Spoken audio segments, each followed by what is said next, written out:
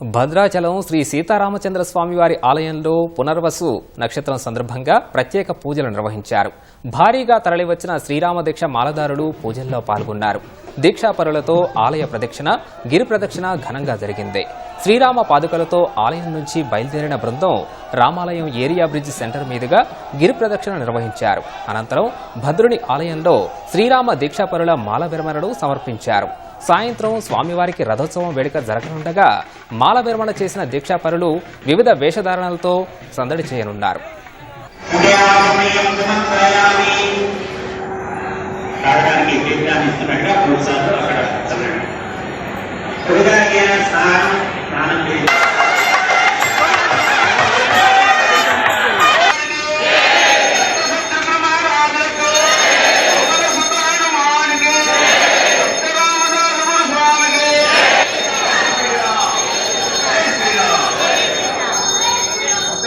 Rama